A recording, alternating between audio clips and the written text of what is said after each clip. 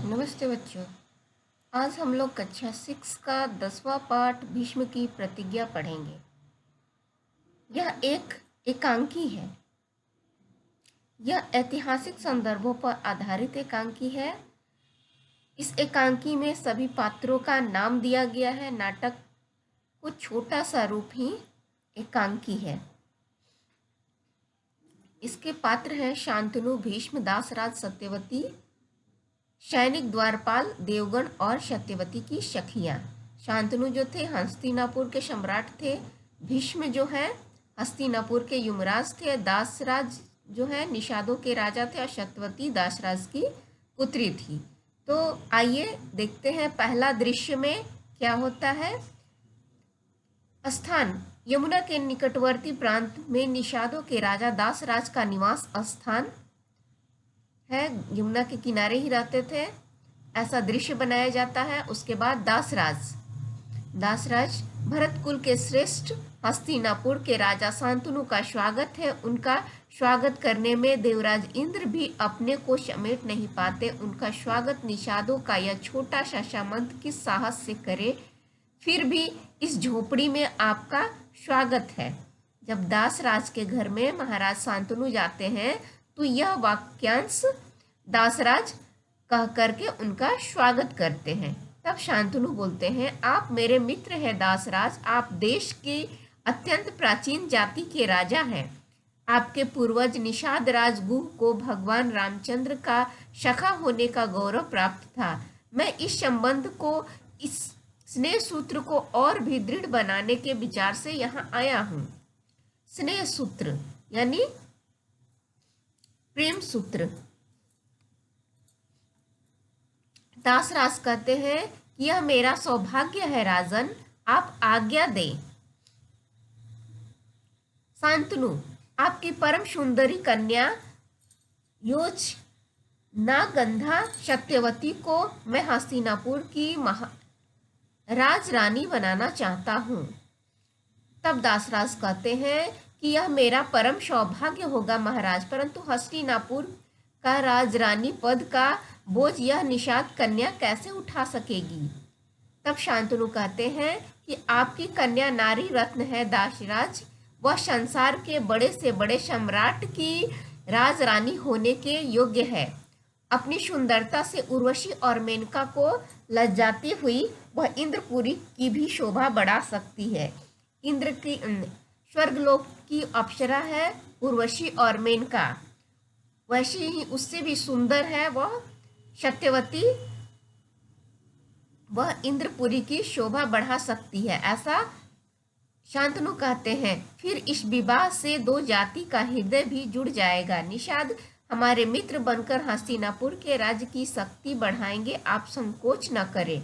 तब दासराज कहते हैं, संकोच नहीं महाराज, मेरी बेटी हस्तिनापुर की राजरानी बनेगी, यह तो मेरे लिए गर्व का विषय होगा। भरत कुल के संबंध होने से मेरा गौरव बढ़ेगा ही। परंतु शांतनु कहते, परंतु क्या निषाद राज। तब दासराज कहते, परंतु मैं नहीं चाहता कि मेरी कन्या की संतान हस्तिनापुर के युवराज की सामंत बने। वीरों में श्रेष्ठ, अस्त्र शस्त्र में पारंगत युवराज देवव्रत के रहते हुए दूसरा और रास्ता ही क्या है।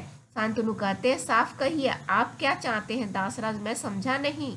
दासराज कहते, मैं चाहता हूँ कि राजन कि आपके बाद सत्यवती का पुत्र हस्तिनापुर की राजगद्दी पर बैठे, नहीं तो इस विवाह का केवल एक अर्थ होगा, या तो सत्यवती की संतान के लिए दास्ता अथवा बलवान के साथ शत्रुता।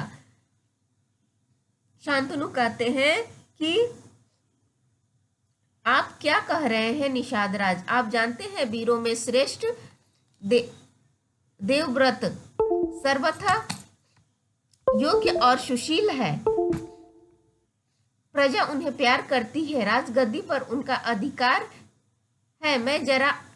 मैं उनका अधिकार से उन्हें वंचित नहीं कर सकता। दासराज, तो मुझे क्षमा करें महाराज, मैं सत्यवती को हस्तिनापुर की भावी महाराज की सेवा हेतु दासों की संख्या में वृद्धि करने के लिए नहीं भेज सकता। यह आपकी महानता है कि आपने निषादों से मित्रता और प्रेम का नाता जोड़ना चाहा, परंतु देवव्रत या उनकी संतान भी इतनी ही उदार होगी, इसका विश्वास मैं कैसे करूं? शांतनु कहते हैं, आप ठीक कह रहे हैं निषाद राज, लेकिन आपका कहना मानने का अर्थ है युमराज देवव्रत के साथ अन्याय। मैं अपने देवतुल्य पुत्र के साथ ऐसा अन्याय नहीं कर सकता।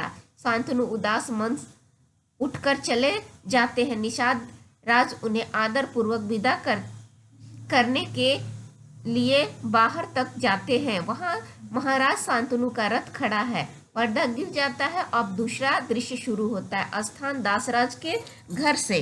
दासराज की पुरी में एक बार फिर हलचल है। आज पुरी में हस्तिनापुर के राजकुमार देवव्रत पधारे हैं। उनके साथ कुछ सामंत और नौकर चाकर है। पहला दृश्य में शांतनु पधारते हैं और दूसरा दृश्य में देवव्रत पधारते हैं दासराज के घर में। दासराज सबको बैठने का संकेत देते हुए, आइए मुराज, आपके बाणों की बौछार से गंगा की धार रुक गई थी, जिसकी वीर भुजाओं की छाया में हस्तिनापुर राज्य की प्रजा सुख की नींद सोती है। इसने जिनसे मित्रता करने के लिए देव, गंधर्व, यक्ष सब ललायत रहते हैं। ऐसे वीर शिरोमणि देवव्रत को निषादपुरी में स्वागत है। कहिए क्या आज्ञा है? देवव्रत, निषाद राज, मैं आज्ञा देने नहीं आया हूँ, आपसे प्रार्थना करने आया हूँ। मैं माँ सत्यवती को हस्तिनापुर ले जाने के लिए आया हूँ। पिताजी जब से यहाँ से गए हैं उदास हैं। वे आज दरबार में भी नहीं आए। मैं पिताजी का दुख नहीं देख सकता। बताइए क्या बात है?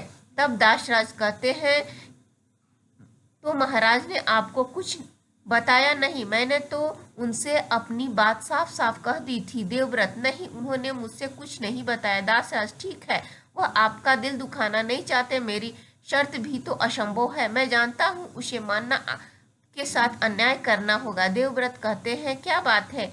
मैं भी तो सुनूं, आप निसंकोच कहें। दासराज कहते हैं, मैंने महाराज से कहा था कि मैं सत्यवती का विवाह तभी करूंगा जब उसका पुत्र ही हस्तिनापुर की राजगद्दी पर बैठे। देवव्रत, मुझे यह शर्त मंजूर है। मैं प्रतिज्ञा करता हूँ कि हस्तिनापुर की गद्दी पर नहीं बैठूंगा। सत्यवती का पुत्र, मेरा भाई ही हस्तिनापुर की गद्दी पर बैठेगा। मैं उसकी वैसे ही सेवा करूंगा जैसे आज हस्तिनापुर के सम्राट की कर रहा हूँ। दासराज, धन्य है राजकुमार, आप निश्चिंत ही अपनी प्रतिज्ञा का पालन करेंगे। मुझे इसमें जरा भी संदेह नहीं, परंतु आपकी प्रतिज्ञा का पालन क्या आपकी संतान भी करेगी? ऐसा न हो कि वह विवाह झगड़े का जड़ बन जाए, और यह बहुत बुरा होगा, क्योंकि तब वह दो जातियों का झगड़ा बन जाएगा। देवव्रत, मैं आपकी बात मानता हूँ, पर दो जातियों और कुलों का मेल मिलाप चाहता हूँ। इसमें देश का भला है। आज मुझे एक साथ दो पुण्य कार्य करने का अवसर मिल रहा है। पिताजी को सुखी बनाने और दो कुलों को जोड़ने का। मैं बड़ा से बड़ा त्याग करके भी इस पवित्र कर्तव्य का पालन करूंगा। निषाद राज, मैं प्रतिज्ञा करता हूँ कि मैं विवाह ही नहीं करूंगा। दाहिना हाथ उठाते हैं और प्रतिज्ञा करते हैं। आकाश के सूर्य, चंद्र, अंतरिक्ष के देवता, सब चीजों को धारण करने वाली पृथ्वी, संसार की प्रत्येक वस्तु में रहने वाली अग्नि, दशों दिशाओं के दिक्पालों, आप सब कान खोलकर सुन ले। मैं साक्षी रहे। देवव्रत आजीवन ब्रह्मचारी रहेगा। देवव्रत की प्रतिज्ञा सुनकर निषाद राज अवाक रह जाते हैं। आकाश से फूलों की वर्षा होती और ध्वनि आती है, भीष्म भीष्म। देवव्रत, ऐसी प्रतिज्ञा करने वाला न अब तक पैदा हुआ है न होगा। आज से तुम्हारा नाम भीष्म हुआ। दासराज प्रसन्न होकर, मुझे अब कुछ नहीं कहना है युमराज, मुझे महाराज शांतनु की आज्ञा सिरोधार्य है। भीष्म यानी देवव्रत, ठीक है, तो बुलाइए माता जी को। बाहर रथ तैयार है, मैं उन्हें साथ ले जाऊंगा। सखिया से घिरी सत्यवती घर से निकलती है। भीष्म सत्यवती का पैर छूते हैं और पर्दा गिर जाता है। यह इसके लेखक है बंशीधर श्रीवास्तव। आइए कुछ शब्दार्थ है, इसको भी देख लेते हैं। प्रतिज्ञा, शपथ, सामंत, जमींदार, श्रेष्ठ, उत्तम, पारंगत, निपुण, अस्त्र फेंक कर चलाने वाला हथियार, सम्राट यानी राजा।